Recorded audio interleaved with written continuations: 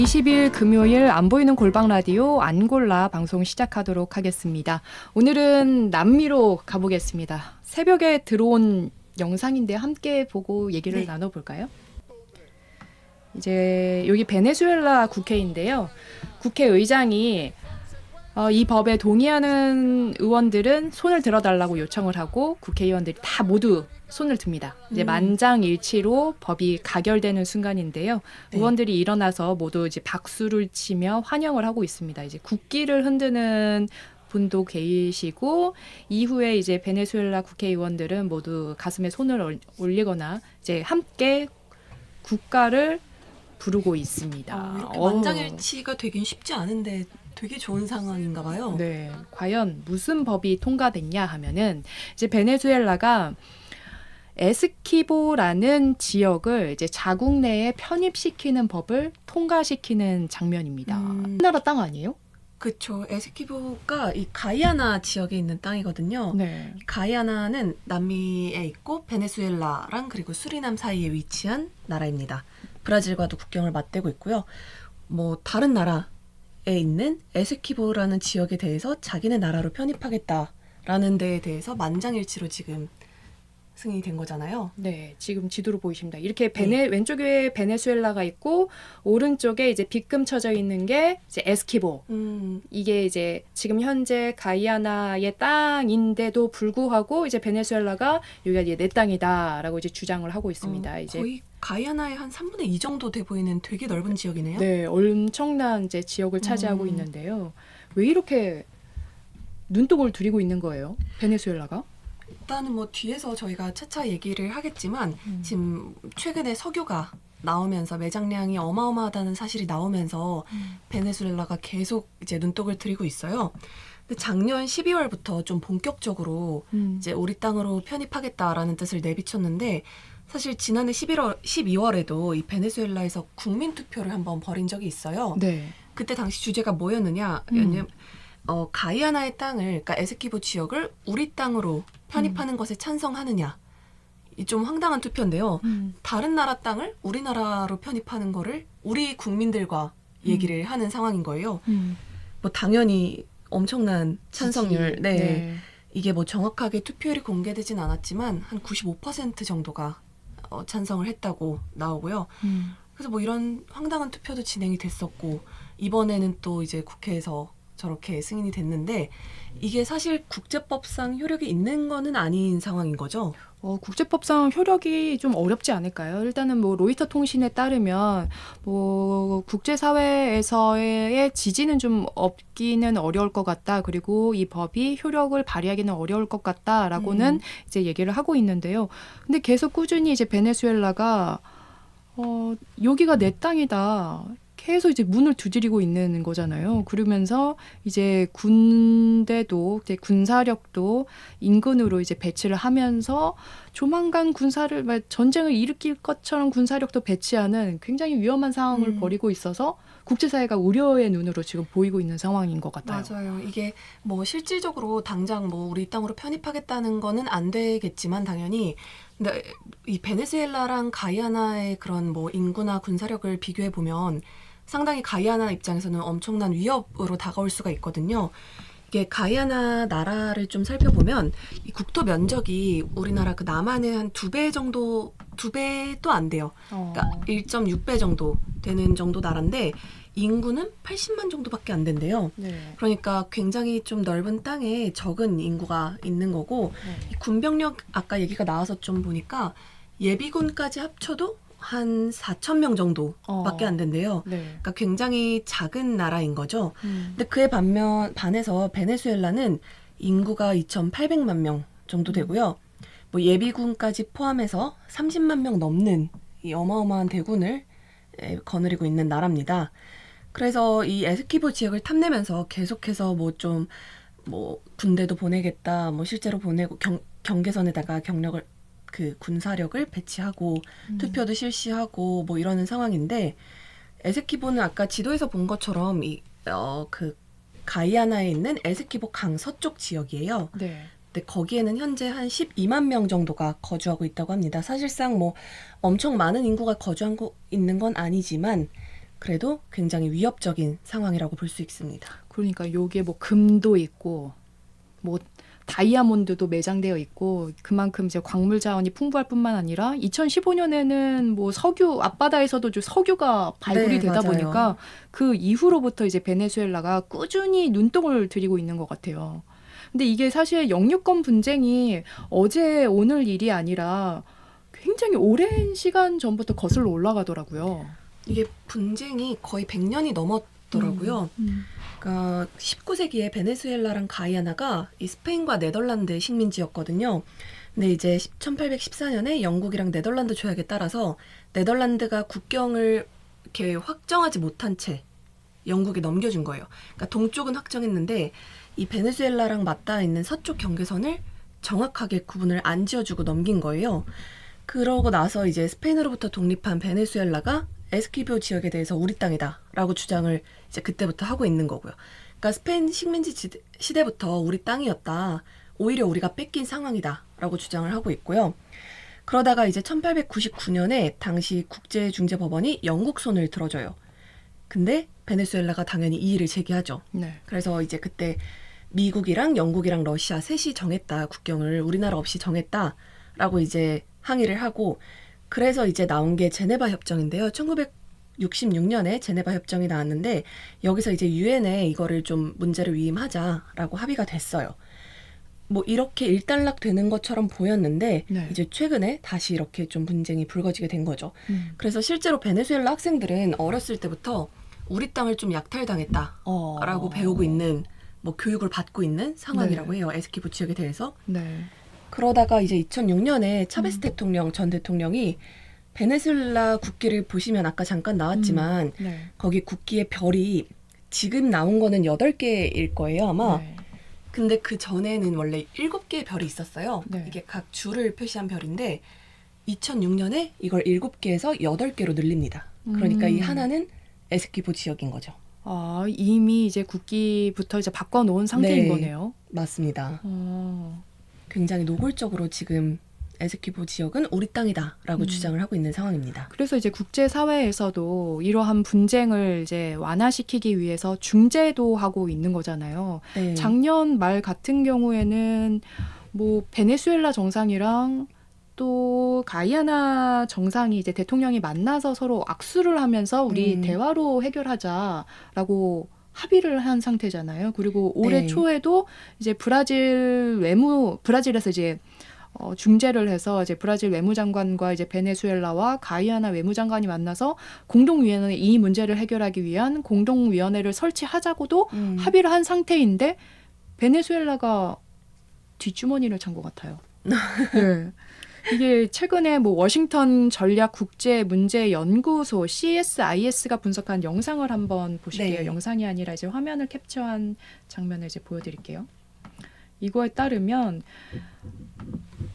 베네수엘라랑 가이아나랑 이제 브라질 외무장관이 만났던 그날 1월 25일 날 베네수엘라는 그 다른 일을 또 꾸미고 있었더라고요. 아나코코 섬이라고 해서 이 지역도 이제 가이아나와 베네수엘라의 국경에 위치한 그 지역인데 여기도 여기도 이 아나코코 섬이 가이아나 거라고 이제 국제중재위원회가 1899년 판단을 한 지역이지만 네. 1966년부터 베네수엘라가 관리를 하고 있는 지역이라고 하더라고요. 이 아나코코 섬이. 네. 그런데 이제 베네수엘라가 이 지역에 군사력을 이제 배치하고 있는 거예요. 네.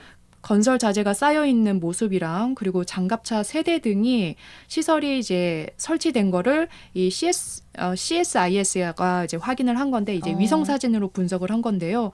공교롭게도 외교장관이 만나는 그날 베네수엘라 군대는 열심히 다른 뒤에서는 이렇게 군책을 꾸리고 있었던 겁니다. 그래서 겉으로는 우리가 합의를 참 공정 평화롭게 합의를 할 것처럼 보이지만 사실은 뒤에서는 다른 군사력을 챙기고 있었다, 네. 뭐 준비하고 있었다 이렇게 좀 해석되는 부분이기도 한 것 같아요.